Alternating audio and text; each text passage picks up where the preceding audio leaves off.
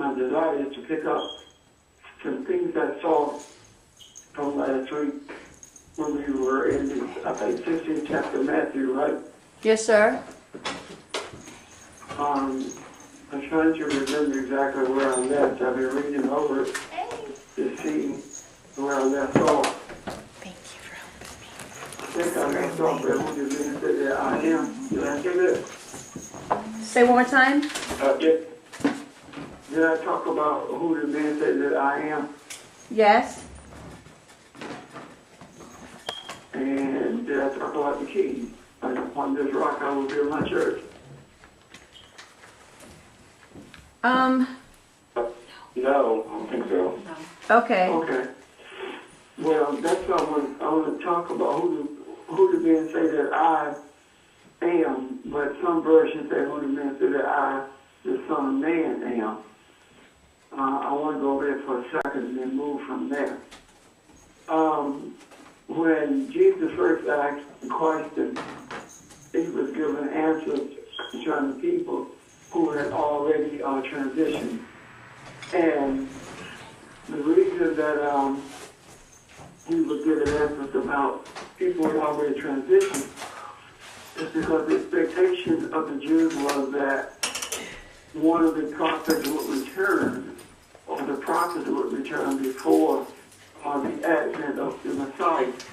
Well, that is what they believed. But just because that is what they believed, that was not necessarily true. Pastor, where are you coming from again? Matthew 16. Hello. Hey, Nick. Welcome. So Matthew 16 began at 16th verse. I'm sorry, began at the 13th verse. Okay. And the answer that they gave was a spiritual answer. So you have two things in play here. You have the disciples as a whole recognizing or making an attempt to recognize who Jesus is from a human perspective, but with a spiritual connotation. What they're saying is that you're the one who the forefathers spoke of. You're here to precede the coming of the Messiah. Because some say you're Elijah, some Isaiah, John the Baptist, etc. Now, that was the popular belief that had been taught by the priests. So the popular belief that's being taught by the priests today is that Jesus is going to come back, and we're going to be caught up with him and be there, etc. But Jesus said, I don't want to know who you have been taught that I am. I don't want to know who the people say I am. I don't want to know who the priests say I am. I want to know who you say I am. Why did he say that? Because the answer that they gave was based upon people who did not know him. They knew his name, they knew of him, but they did not know him. And I'm mighty afraid that the answers that we get today when we ask questions about Jesus are given from the same people who gave them then. People who know of him, but they don't know him. They have not spent any time with him in order to know him. And the him of which I speak is the spiritual nature of the being whose name was Jesus. It's easy to talk about someone asked who was Rainier, and it's easy to say Rainier is John and Barbara's daughter. It's easy to say Rainier is a wife and a mother. That's easy. But there's much more to her than that, because there's an essence to her that's greater than that. And that's pretty much what Jesus was asking. what is the essence beyond what you have been told? And none of them answered except for Peter. When Peter made the statement, you are the Christ, thou art the Christ, or you are the Christ, the Son of the living God. And what he was actually saying is that you are Messiah, you are human, you are Elohim, you are God. So what Peter is actually saying is that you are the power that's necessary to do what you were sent here to do. You represent the ability of the human to recognize and become aware that it is Elohim. Can you see that? Yes. So if he is saying that you are the ability for the human to recognize that it is Elohim, then that's the same thing that's being said about us. Because Christ is Messiah, which is the ability to accomplish what you were saying to accomplish. Son of Man, or the Son of the living God, should have been Son of Man, the Son of the living God, I'm sorry. The Son is the human, and the human is Elohim. And the only way the human is human, as we talked about before, is in his own mind. Now, if you can see that Peter is saying that you are the ability for the human to recognize that it is Elohim, what does Jesus say? Jesus does not say, you're wrong. Jesus does not question what Peter said. He does not even call him Peter. He called him Simon Peter. And Shimon, that's Shimon. Why did he call him Shimon? The reason he called him Shimon is because Shimon means to hear or to be keen in your hearing. In other words, to hear from the other side or to hear from deep within. So he was recognizing that Peter heard from someplace other than what people have been teaching in the earth.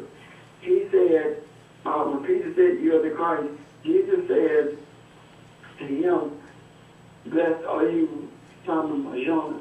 Now keep in mind, when he said blessed, he was not talking about what he was blessed with in terms of material stuff. The blessing is because he heard from the other side. You got that? Yes. So, if the blessing is because he heard from the other side, he said that flesh and blood did not reveal this. What you have just said did not come from this realm. It is not based upon what you were taught in your religious setting. It is not based upon what the priest said, neither is it based upon what you and the others discussed in your midst. It is based upon what you heard from the depths of your being. And he said that the hearing came from my Father, who is enlightenment. You could not possibly have recognized this or become aware of it without having lent a listening ear to the Father, which is enlightenment, or to a womb, or to the nurturer and protector of everything that he is.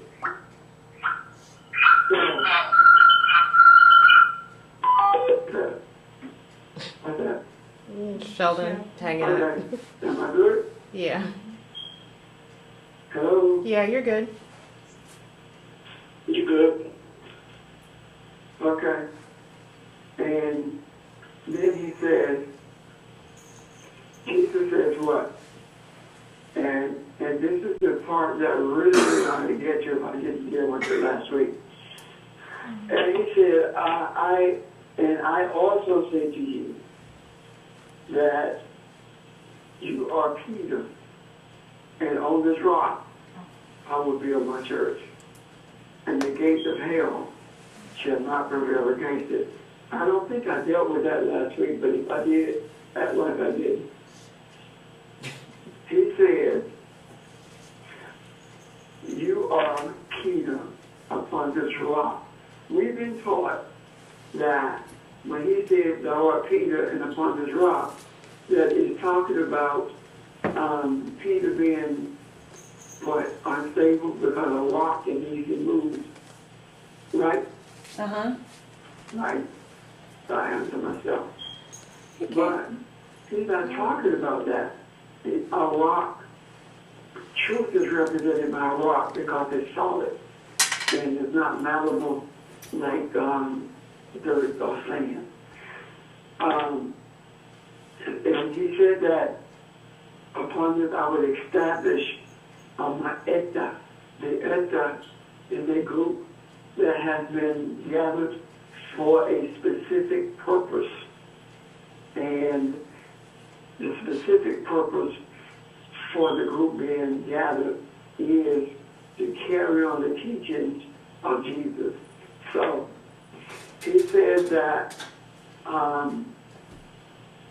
the establishment of those of this gathering will transcend the authority of Sheol. That word that was translated as Hades or hell should not have been translated that way. The word should have been translated Sheol. It comes from Shema, S-H-M-A.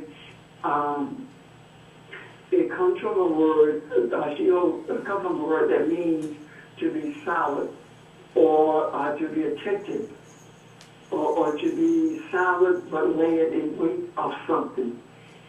So he was saying that the authority of those who are Sheol, the place where people lie in wait for the resurrection, shall not prevail against it or shall not end it. Now this is the key to that. What Jesus is saying is that the things that I am teaching you, no authority can end it in this world or the other world. It transcends both worlds. And if indeed it does, then the teachings are not only prevalent in the world that we live in these bodies, but it's also present in the world where the spiritual being is after having left these bodies. And that is the reason people from the other side can so easily communicate with us, and we with them, if we're sensitive to it and not in denial about the reality of it. This is the reason the witch at Endor the witch at I forget anyway, where the witch could speak to Saul could speak to the witch at Endor, and the witch called Samuel back. It is not that the witch was evil. It is not that the witch was demonic, that she said that they would kill me. It's because the witch was in more contact with the other world than were the priests. And the priests would have stoned the witch because the priest said it was evil. Is that not the same thing that is said today when we talk about being in communication with the other world, or being in communication and being able to transcend both worlds? That is seen as being demonic, just as it was then. And there is a stoning that takes place, but it's a verbal stoning. and you do it at your own, at the risk of your own peril. When you begin to talk about the power that you have, or the ability that you have to communicate with both worlds. This is what Jesus was talking about when he talked about negate the authority of Sheol not being able to prevail against it. So when we talk about others such as Carla speaking to us from the other side or Marta, whomever, it happened. When I think I referenced something with George about dad influences from the other side. Even though I spent no time with him in this world, there are many things that I feel that comes to me from the other side in reference to him. And it is manifested in ways that others can see it. So to be open to the Father, it also means to be open to hear from the other side from those who have preceded us in transition. Am I making sense to you? Yeah. You are. Pastor, Is anybody there? Am I talking to myself? what's going on? I'm here. Yeah, I think I don't know if the group is still on from It's like it's church. on mute. Can you unmute it? Okay. All right, well, good. But I just have a question. I thought when he was talking about Peter and the rock, he was talking about the statement. You know, that's what I remember hearing on that statement. Because, Absolutely, the statement of truth. okay, It's a statement of truth. It is said that it was, well, the Catholics say it was built on Peter, the prophet, or Peter, the apostle, right? And the Protestants say it was actually built on a statement and not on Peter, because Peter was so shiftless or so unstable. But what he was actually doing was equating the truth of what Peter said to Peter himself. They had become one. That's why he called him Shimon Peter, or Simon Peter, because he was recognizing the keenness of Peter's ability to hear from the other side. So Peter had become one with truth. Okay? okay, I see that. Any other questions about that? Pastor, Yeah. oh, you can hear now? Yeah. Okay. Now, Okay. It makes me wonder what's happening on the other side then. I mean, is it like what we're dealing with now? I mean, I don't know how to put what I want to say. It is exactly what we're dealing with now. You must have heard the other statement. Were you able to hear me earlier? Yes, sir. Yeah. We heard you. Well, phone was on mute by mistake. Sorry. Oh, It is exactly what we're dealing with now. Nothing has changed except the name. We call them pastors and preachers instead of priests. We call them Christians and Protestants and Baptists and Methodists instead of Jews. You know, nothing has changed. We are taught the same way that people were taught then. The things that we are taught are the things that's going to perpetuate the religious system or the ecclesiastical order, as opposed to influencing people to become aware of who they were created to be. So yes, it's exactly the same. Does that help you, Evelyn? Yes, sir. A little bit. All right, are there any? Okay, let me do it again. When they said that Jesus was one of the prophets, right? Uh-huh. That's so different than being taught that Jesus is 100% God. You know what we were taught? Okay. Were we not? Yeah. We were taught that reincarnation is a sin. Were we not? Right.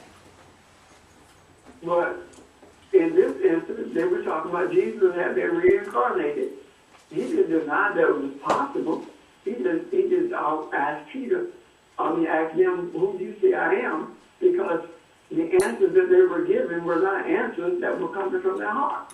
The answers that they were given were answers coming from their mind, from their academic, intellectual, religious teaching.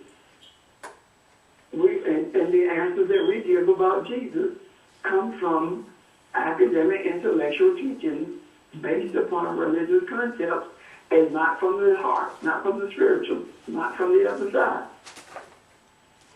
Because even right now, if we were to ask for explanations on understandings of this, we would get the ones that came from the synagogue or the seminary, as opposed to the one that comes from the Father, which is right in front of our face. This has nothing to do with religious teaching, but spiritual insight and hearing. So, are we good? Yep. Okay, now, then Peter says, when he says, the gates of hell, or the gates of Sheol should not prevail against it, this is one of the reasons it is extremely important.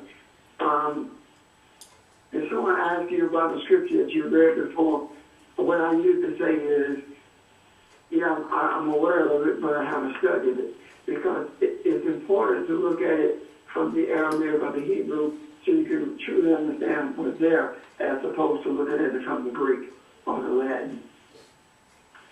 So he says, and I will give you the keys of the kingdom of heaven, and whatever you bind on earth will be bound in heaven, and whatever you loose on earth will be loosed in heaven. Are you still with me? Yes. Yeah. Okay, now, the connection that I see here between verses 17 and 19 is that Jesus said, my Father who is in heaven. In 19, he said, you get the keys to heaven. Now, he says that the Father who is enlightenment is the one who revealed to Peter who he is, right? Or what he represents. Are you with me? Yes. Now, he says, Peter gets the authority to that very enlightenment. Okay? Hello? Peter gets the authority. Peter gets the keys to heaven. That's the authority to enlightenment, is it not? Yes. Now, if he has the authority to enlightenment, then he must know what that represents. Since Peter does not know what that represents, Jesus tells him. Jesus says, the authority over enlightenment gives you the ability to bind things and to loosen things. Jesus says that the authority of enlightenment gives you the power to restrict and to loosen. Whatever you bind, whatever you restrict in this earth realm will also be restricted or bound in the heavenly realm. Whatever you loosen will be loosened there as well. What is he saying? Without the insight of messianic abilities, without the insight of knowing that we have the ability to become aware that we are Elohim instead of just humans or mere men. When you recognize that ability, that reality, when you embrace that reality, when you know from the depth of your heart that is real. That in itself gives you authority over the laws of the universe. Did you get that? Yes. I need some I hear a lot examples. of noise. What? I hear a lot of interference. Oh. Okay. So if it gives you I don't think so. the ability, it gives you the authority over the laws of the universe, something else comes into play there that I think we've missed over the years. In order for what we call a miracle to take place, you must have authority over the laws of the universe. What am I saying to you? Makes sense. You cannot change the course of the weather unless you have authority over the laws of the universe. You cannot heal anyone unless you have authority over the laws of the universe. Because you have to override and overrule time in order for you to be able to change the weather or to bring an end to sickness and suffering. That in an instant, when Jesus brought the kid back to life, he did it because he overruled the laws of the universe. What do I hear? Somebody's sneezing. I hear more breathing. He overruled the laws of the universe. How did he do that? What do I mean by that? According to the laws of the universe, the kid was dead, right? Yes. Yes. What does the universe say when someone is dead? That you go to the other side and your body is placed in the ground. By overruling the laws of the universe, he brought that spirit back to that body. Now, this represents the keys of the universe. The keys of enlightenment, or the authority over enlightenment. When you have authority over enlightenment, there is absolutely no limit to what you can do, neither is there a limit to what you know. Keep in mind that even though you exercise this authority, it is not always with you. And the reason it is not is because we find it very difficult, if not impossible in some cases, to maintain the level or the keenness of hearing that Peter experienced when he heard, thou art the Christ, the Son of the living God. But we hear sometimes keenly, but we have so many contradictions, so many interferences, so many things that we have been taught contrary to what the truth is, until it interferes with our hearing and mitigates our abilities. Got it? Yes. With Peter, it happened when Peter said, I don't know that dude. We remember when they captured Jesus and took him to be crucified? Uh-huh. And Peter denied him. These are instances where the Creator is showing us distraction can cause you to lose your sense of hearing, can cause you to lose your sense of seeing and being. These distractions can result in that. And this is pointed out so that we will understand you're not condemned simply because of your distractions. You are condemned because of what in your word, but there is always redemption, because when the resurrection took place, Jesus said, tell Peter and the others to meet me, you remember, in Galilee, remember? Mm-hmm. So he was not totally discarded or he was not banned because of his loss of hearing. Now, the other thing about this binding and loosing is that whatever you bound in earth is talking about being able to amend or to determine what laws will govern the earth. And if you determine based upon your hearing, now the hearing is based upon the kingdom principles, right? Because it's the kingdom of heaven that he has authority over. If these principles, if you are using these principles to amend or to set into motion the laws that govern the earth realm, then they will indeed take effect.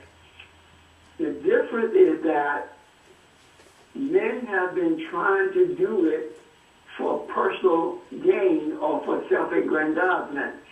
It has to be done for the benefit and the advancement of mankind and its awareness of who it is. It cannot be done simply because you don't want someone to hurt. It cannot be done simply because you want your child to do better or be better. It has to be done for the glorification of the Father who is in heaven, which means that it is done to bring balance between heaven and earth.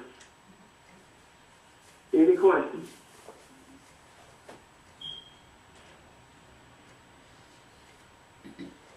Okay.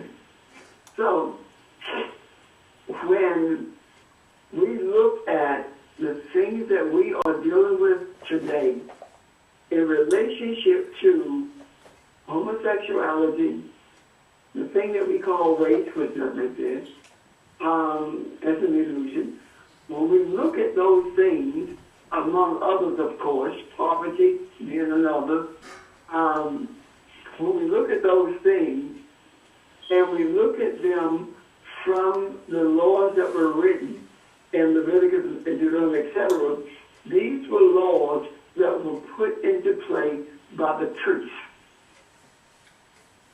The laws that were put into place by the hand of the creator of the Ten Commandments. These are the ones that Jesus was referencing when he said, I came to fulfill the law. He was referencing the Ten Commandments. He was not referencing all these other laws.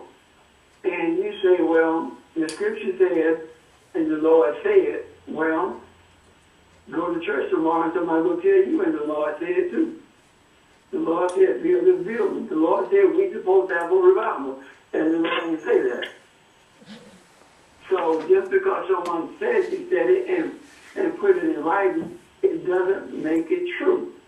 Because if that was the truth, then it would not have been in writing that the Lord said, I did not ask you to sacrifice. I did not command you to make sacrifice. To sacrifice a bull is just like sacrificing a man. These things would not have been there. So what I am saying is this. When it comes to, and I point out homosexuality because that's the thing that's on the front page and to the forefront of everyone's mind, especially in religious setting now. I was just told about a church in Spartanburg who voted to put into their law, the Constitution, that there would be no homosexual activity, marriage, etc. in the church. But anyway, the one who voted probably was homosexual. When we look at homosexuality, we look at the law that was written pertaining to it. The law that was written pertaining to it says that it is an abomination before the Lord, and those engaged in shall be stoned. But as we said before, it says the same thing about adultery, it says the same thing about disobeying parents, it says the same thing about a host of things. Now, if we look at the homosexuality in Moses, it doesn't say an abomination. It says and they were given over to lust, and man lust after man, woman after woman, because that they exchanged the truth for a lie. That's Romans 1, the first chapter of Romans, it is. When we look at that, what do we see? We see that men have written a law or made a statement about something they do not understand. Why would you stone your child for doing something that you told your child to do, or that you turn your child over to, brother? It clearly says they were turned over, does it not? Mm-hmm. So if you told your child to get out of your house, and your child left your house, every time you see your child, you beat your child for leaving. What kind of sense does that make? So why would you continuously punish your child for doing something that you turn your child over to? That makes no sense to me. The religious leaders or the ecclesiastical people, because they're not leaders, the ecclesiastical authorities are not the authorities of the scriptures. The ecclesiastical authorities are the authorities of their religious orders. And they do not have the keys to the kingdom of heaven. They do not have the ability to change the course of the universe. They do not have the ability to bind or loosen anything in the heavens. They do not have the ability to do that. They cannot bind enlightenment or loosen enlightenment. They cannot bound anything in earth and loosen enlightenment. They cannot bind anything in heaven and bind anything in earth. All they can do is spin their wheels like a rat on a trailer. The same things that have been happening in these religious settings are happening right now. In order for them to change, then enlightenment must be released. What we have done is bound the delusion, bound the distraction of racism, and loosen the light that results in people becoming, not have already done, but becoming aware of the oneness of us all, and seeing from that oneness that we not only did we come from the same creator, but every one of us are created in that likeness. Any questions?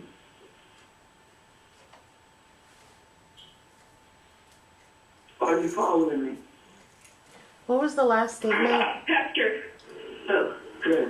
I was gonna say, I think it's interesting. I saw something on Facebook among some of my South Carolina peeps from Beulah, and they posted this thing about how this bishop and his partner had a baby girl. So it's this bishop who's openly gay, who has a partner, and they've adopted a child. And there was this comments back and forth about, oh, how that's all wrong, and that's wrong. And then they were like, oh, I'm not homophobic, but it's wrong because he's a bishop, blah, blah, blah. And I kept thinking to myself, y'all are still stuck on him being a bishop. Yeah. You know? And it's like it goes deeper than the bishop, not just the baby or the, you know. It sounds like it would have been okay if he wasn't a bishop. Well, that's what that person was implying, but, you know. If he had not been a bishop, then it would have been another excuse. So, now this is also important, unless it's another comment or question. It's something else I want to point out, and I'll be gone. I hear silence. We're listening. It's the speaking Okay. silence. Verse 20. What did Jesus say? Jesus said to his disciples, do not tell anyone that he was Jesus the Christ. In other words, don't tell anyone that I am Messianic, right? Why?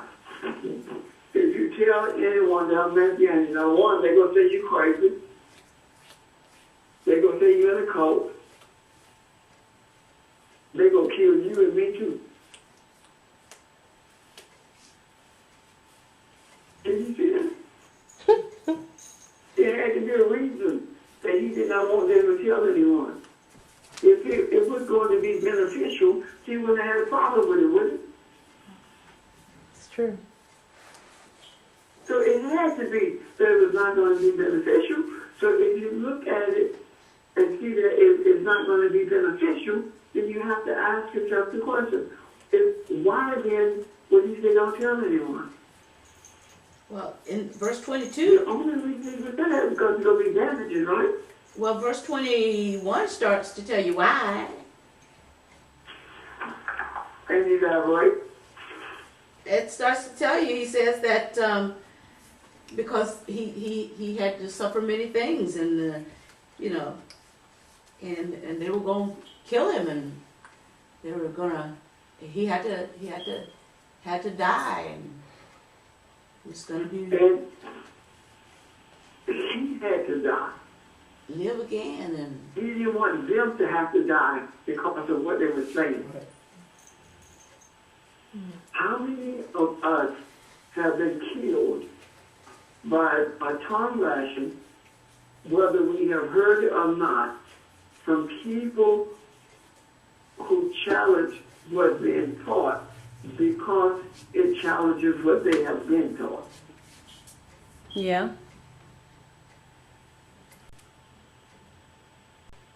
And right on the heels of that, Peter is so gung-ho into it. Now, he just said, Jesus Christ, right? Now, Peter said, this can't happen to you. You see that? Yeah. So I said, this shall not happen to you. This can't happen to you. What is he saying? Why is he saying this can't happen to you? The reason this can't happen to you is because you have the ability to transcend humanness. You are Elohim. This can't happen to you. He doesn't understand that the body must die and be resurrected. So man will know that life doesn't end at death. He doesn't understand that at this point. In spite of what he's heard, what he has lost his keenness at this juncture and began to think in religious terms again. Can you see that? Yes. So, the Aramaic says, "Get behind me, Satan," but really adversary. You're a stumbling block to me because you do not reason of God, but of humans. In other words, he began to reason like a man again instead of reasoning from the perspective of enlightenment. right, okay, yeah. Exactly it. Exactly it. And how many times does that happen to us? All the time. This is telling us how to live from the other world continuously. This is telling us that the things to look out for so that we can avoid that shift back into earthly consciousness of thinking. And when we recognize it, we're able to overcome it. This is teaching us how to live the same way that Jesus did, overriding the earth consciousness, not necessarily overriding, but balancing the earth consciousness with enlightenment. How do we do that? By making sure we mitigate all of the contradictions, or that we eliminate or overcome, minimize all the contradictions that we come in contact with.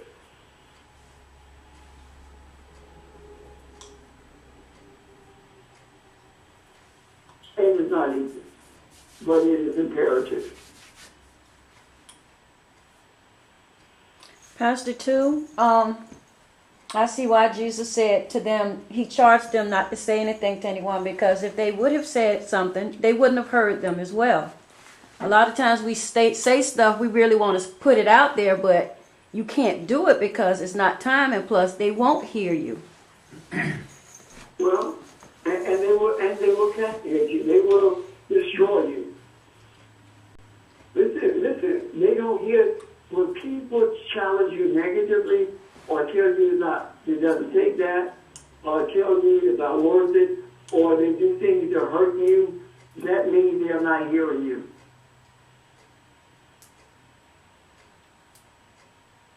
If they were hearing you, they would not say that. If they were hearing you, they would be listening and transforming.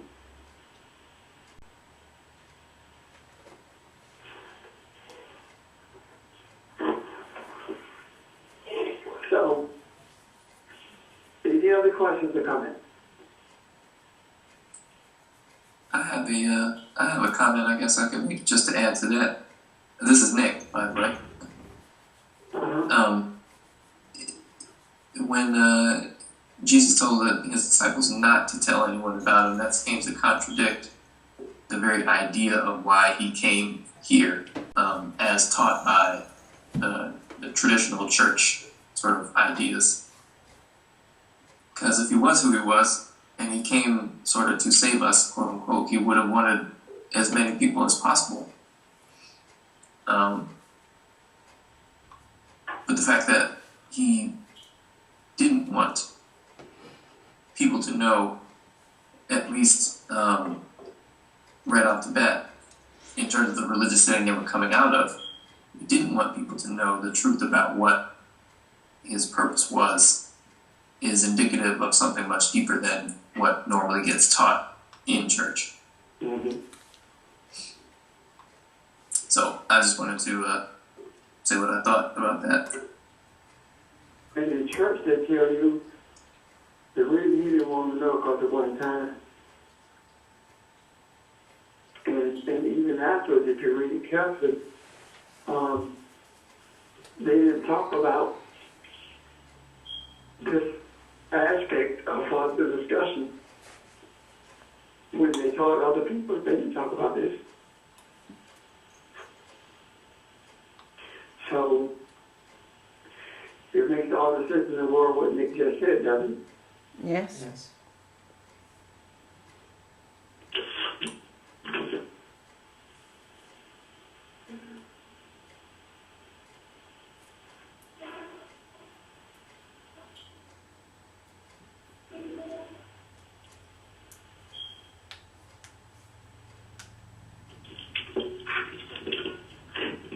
Hello? We're here. Yes. We're breathing. Oh, okay. I lost something. No, I dropped my, thing fell out my ear. That's all. Is that a metaphor? So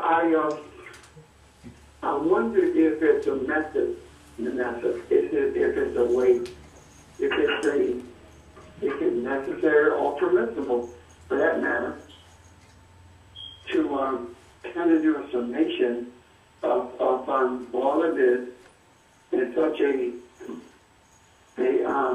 simple form, but being credible at the same time, that we're able to more easily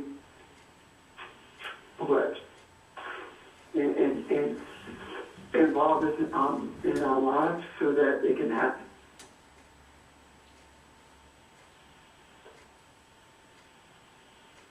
Because we can't be waiting for Jesus to die and resurrect again for it to happen.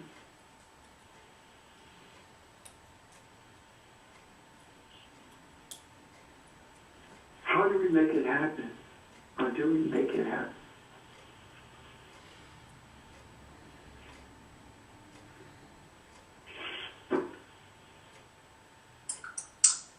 I can add something.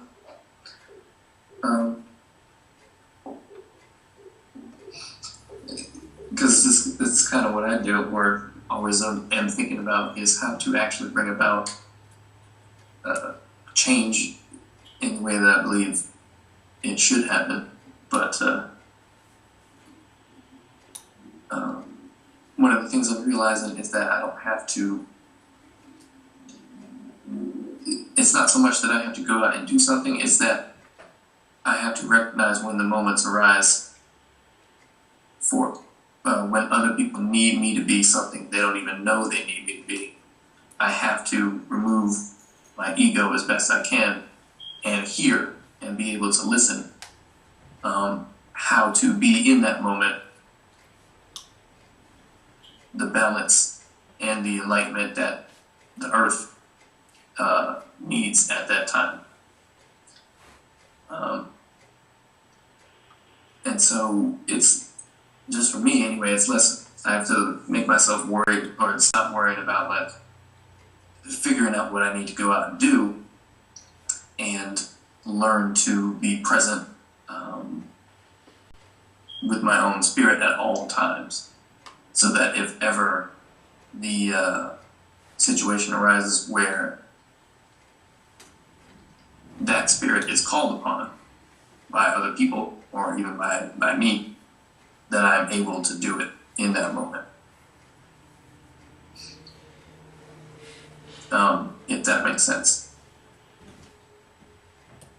Yes, it does. The other thing is, if you look at what you said about denying yourself and pick up your cross and follow it, what he's saying is that you're constantly on your way to Jerusalem and to be crucified. Mm-hmm. Yeah.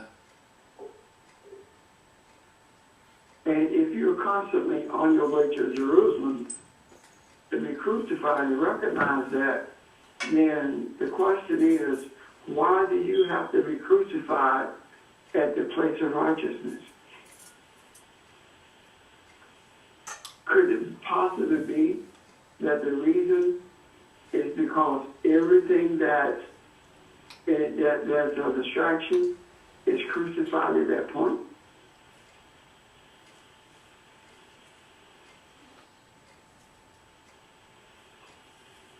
I see also denying yourself is also a reminder to lay aside your selfishness. And when you look at something, don't look at it from the selfish, from your own selfish perspective. Look at it from the perspective of mankind. And that goes back to Genesis, where there was absolutely no thing created for an individual, but everything was created for the collective, for the oneness, for all, for the atom, and as opposed to individual. So the denying is to actually keep in mind the whole of humanity or the oneness of all. But then that answers the question also about the crucifixion too, doesn't it? Because in denying self, you're constantly crucifying self, aren't you? Mm-hmm. Yes. When you're constantly mindful of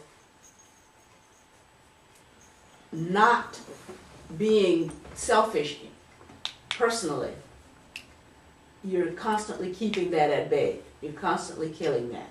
You're constantly Right. crucifying that.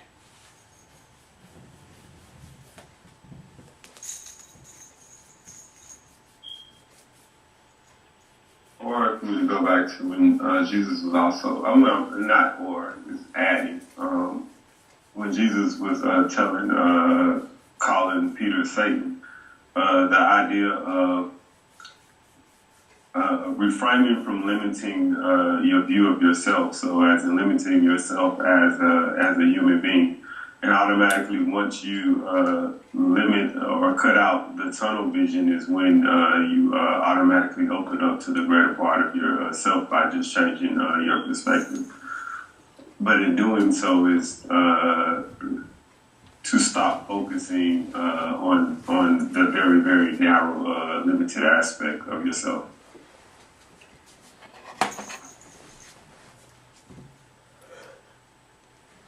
Which automatically, even in our everyday life, puts everything into perspective. Because even when we go about our normal lives in that human aspect, and we all have experienced certain situations, once we have we get a better focus on the greater part of ourselves. That thing that we may have been focused on, or that thing that once seemed as a problem, seems to be nothing after that, just from changing our perspective. So that's a situation where this occurs all the time in our daily life, so at least all of us can relate to it from having experiences with it.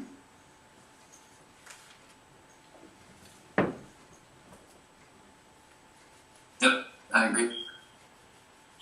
Yeah, I agree.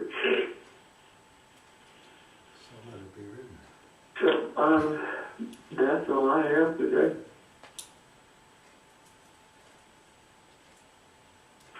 I really wanted to put that out there so that we could begin at least contemplating the journey towards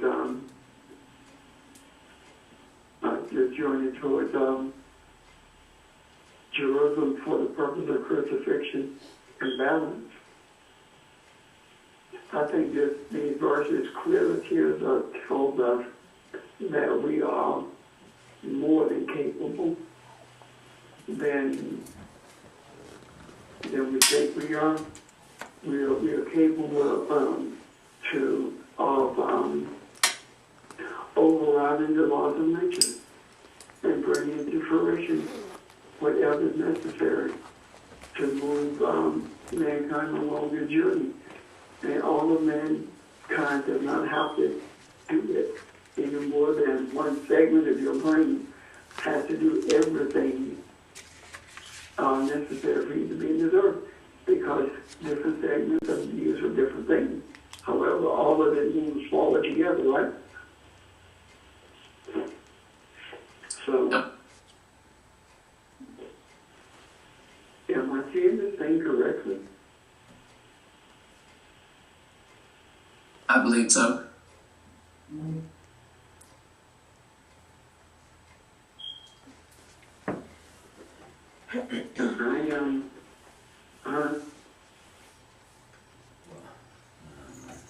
I keep going back to where it says, when he warned the disciples that they should tell no one that he was the Christ. And in my head, I don't know, it's been going around my head this whole time, but I think part of why he told them not to was because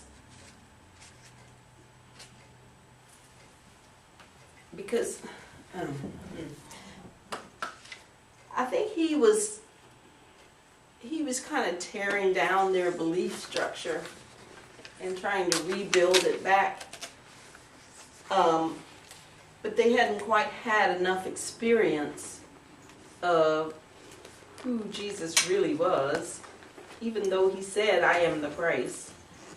If they had gone running out there to tell everybody he is the Christ, they would have been able to, whoever out there would have been able to argue against that, and therefore make them not only doubt themselves, but also doubt really who Jesus was. Which is what Peter did. Yeah, so he needed them to be silent in a way that would help them have more experience before they were ready to go out and say, because with all the experience they had between that time and Passover where they were speaking in tongues and all that. They gained a lot of experience, and they also gained a real knowledge of who the Christ was. And I think they even gained the knowledge too of in an indirect way that they were the Christ too. Although our scriptures don't say that, but anyway. But I feel like just like sometimes when we talk about certain things in here, and we go out and we're not ready to say, oh, we talked about this and blah, blah, blah, blah, because we don't really know it yet deep inside our souls. We kind of have it, we kind of have grasped it, but we don't really know it yet deep inside our souls. So we're not ready to sort of go out there and say it emphatically. And, and be able to stand on that foundation. So they needed time, they needed experience. And I think that's why he told them not to tell anybody. I agree with that, but I also think that at the point that Peter made that statement, he saw it. What the reason he saw it is because he saw it in himself.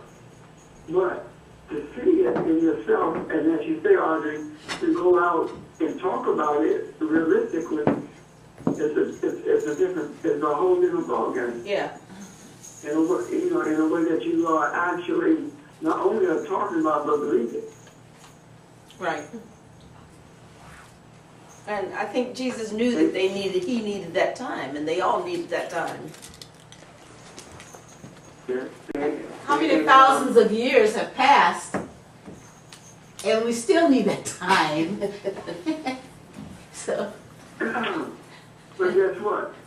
If we don't start acting like it's real, or we don't begin embracing it, we will always need the time and it'll never get done. Right, but my But point. that time came, though. Yeah, but that my point is.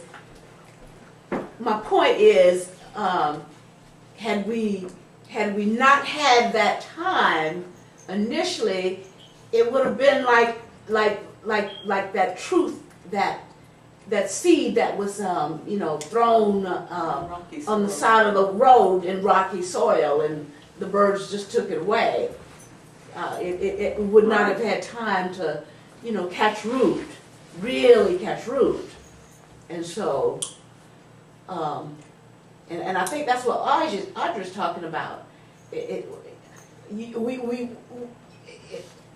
truth is there, and it needs that time to. We needed that time to meditate on it, to spiritually experience it.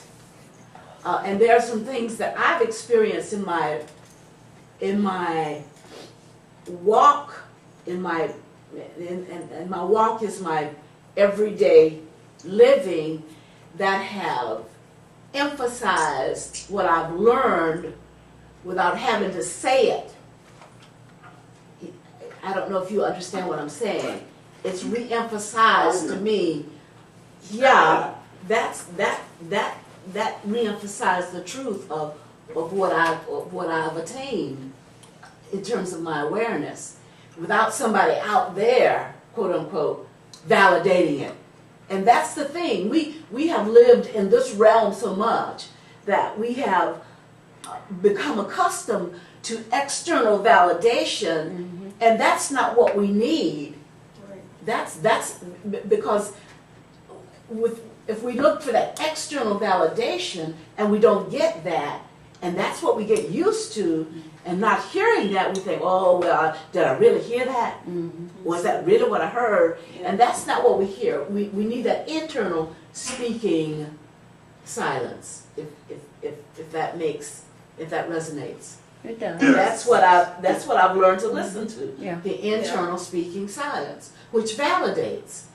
And Peter needed that, because Peter was one of those guys that spoke out so often that Anything. he almost wanted to hear himself speak, and he needed to learn to be still and listen to Yeah. the voice inside. What I also hear you saying, Ms. Barbara, for I guess an analogy is kind of like a young, undisciplined person, let's say, who were to learn some type of martial arts, but then he was just made to learn and learn and learn. And instead of being so gung-ho, the master just made him just sit there. And it was finally when he had a type of grace to him, or he really, really understood the power of what he learned and understood the discipline of it, that he could go out and once he attained that level, he wouldn't go and abuse it, and would only, I guess, use it in a very, very natural way that he was guided to do so without forcing anything, or also not feeling like he needed to do anything to justify himself. And in that way, he was only sharing of his gift in himself, and not just for the self-fulfillment of himself, but giving to the world, so to speak, as he used it later on. Just as an analogy, what it sounds like you're actually saying. So even with what Peter learned, or he was coming to realize, it wasn't going to beat anyone over their head, or to in any way, or to make himself feel better or to lift himself up. By the time he went and was able to take this to others, he had a certain grace about himself where it was only he said the things that needed to be said, but he could be in the flow to do that. That's what it sounds like you're saying. Yeah. So like what Nick said, you don't have to go out there and prove yourself. You just have to be there and be open and be aware and in the moment, and people will come to you. And you listen and you respond in the moment to whatever the need is. Yep. And in addition to people, well, it being called sort of you or from you to do something, you'll know when to insert yourself into a particular situation to bring it back into a state of balance, hopefully. I had a young lady on Friday. I mean, out of the blue. Well, maybe not, but Somebody's blue. somebody's blue, yeah. Who has back problems. The blue sky. Back problems. I didn't know she had back problems. She's a house manager where I work.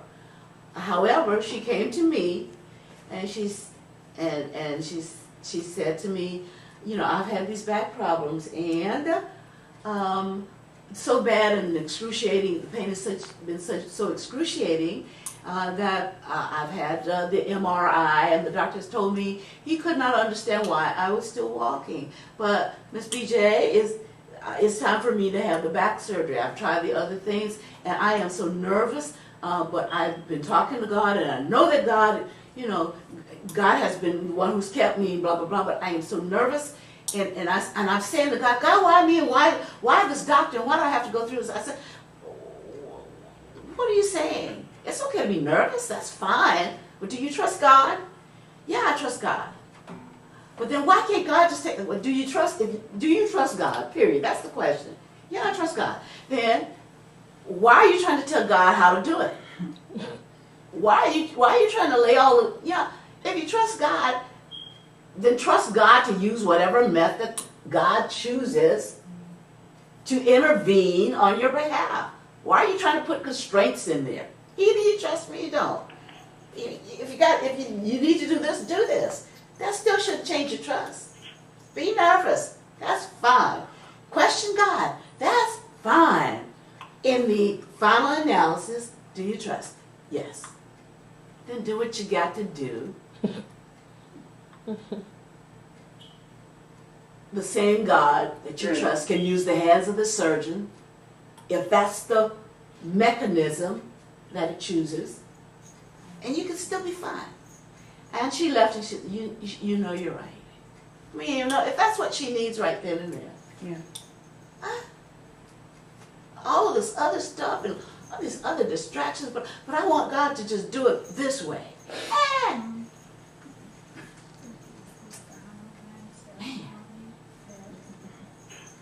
I guess she's been hearing the religious stuff that I want God to move, and I want him to just, well, you know, God can do that. However, you know, you build all of the stuff up in your mind that's the only way you can do it. That's right. But, yeah, well, I was just sitting here thinking, just to be argumentative, but there is this sort of folk saying, right? How do I know what I'm thinking until I say it? So to a certain extent, there is a positive, there is a usefulness to yourself to test something of what you say you believe and know, but not in a way that's dangerous, so to speak. But to some extent, and maybe that's why, okay, Sheldon, in terms of a martial art, that's why you practice in a dojo. You don't practice in a bar with people you don't know. Now, you go ahead and laugh, but there's some idiots out there that that's where they're gonna go find out if they know it or not. And when they come dragging back into the dojo, all bloody, and you say, well, I guess I didn't know. Anyway, right? So you, in the dojo, it's a nurturing, safe place, but you're encouraged to challenge the technique you're learning. Okay, that's a way of analogy. So that's what we do here. We should be being very Jewish about it, yelling or arguing with each other, but to the purpose of testing out and then having maybe the quiet that comes with that to absorb some of the quote-unquote learning that's possible from your saying, no, I believe this, and someone gives you another take on it.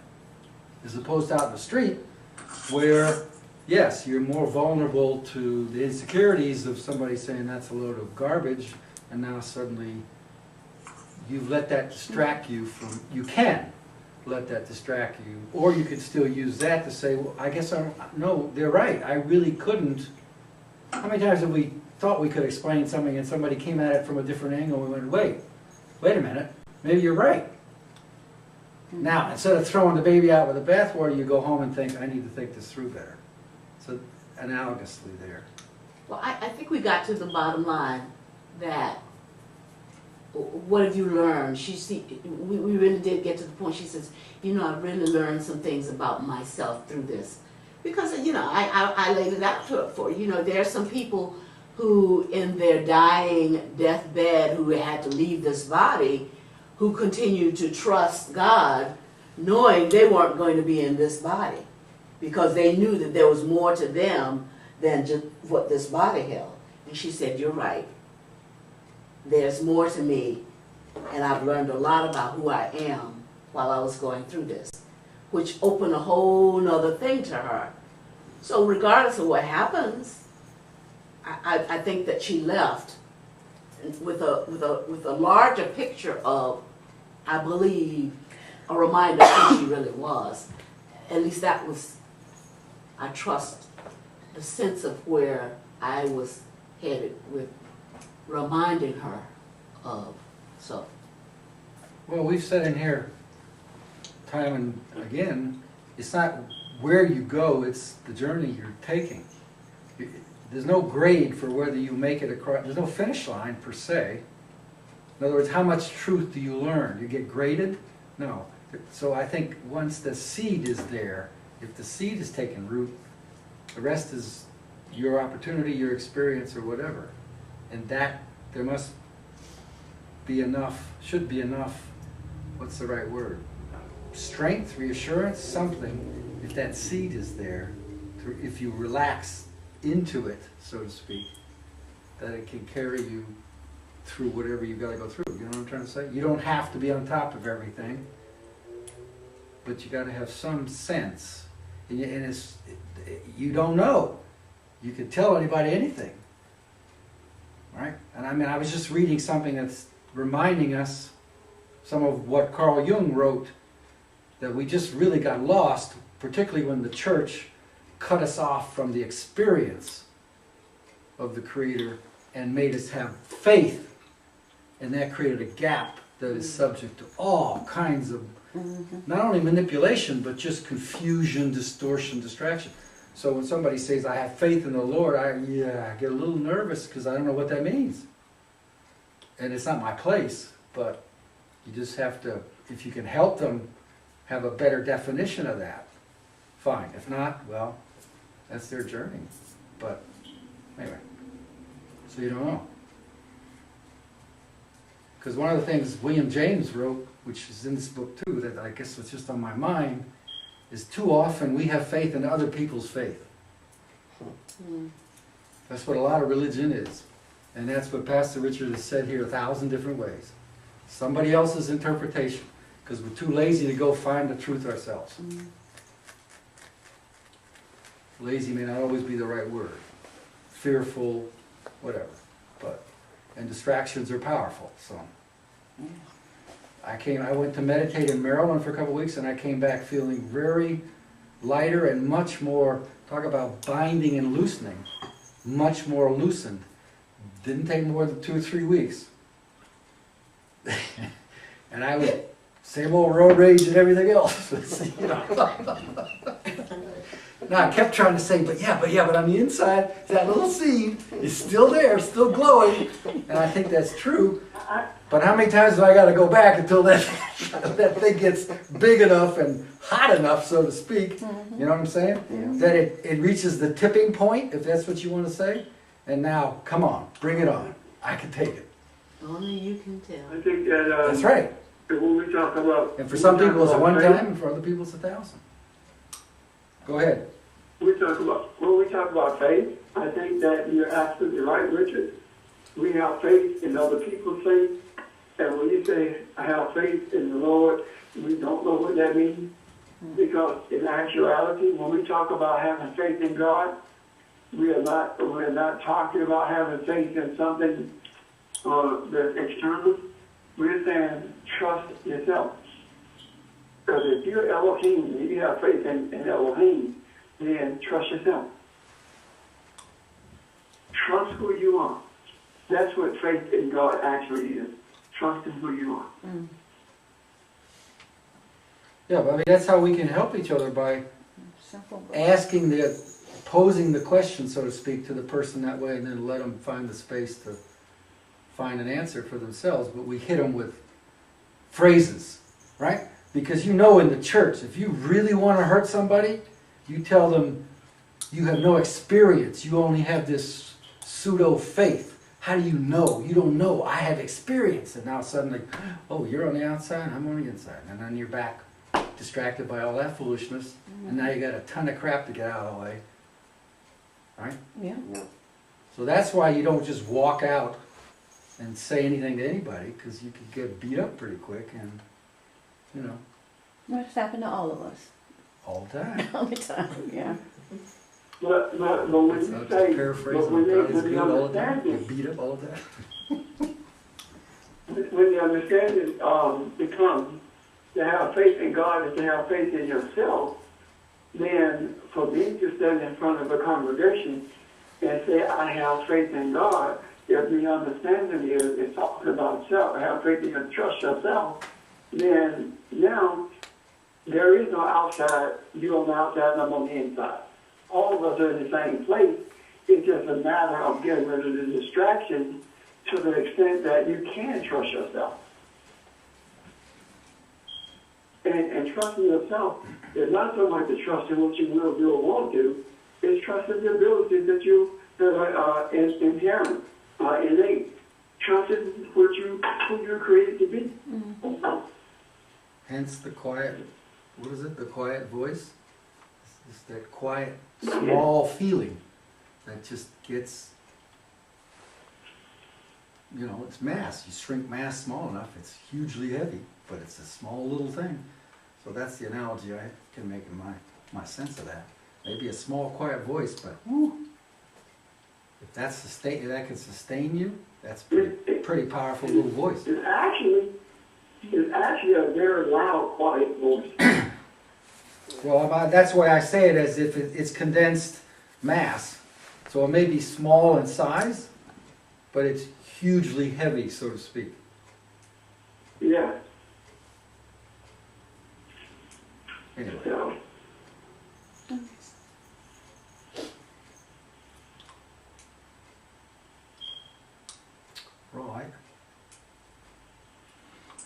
done, y'all? I'm about to go.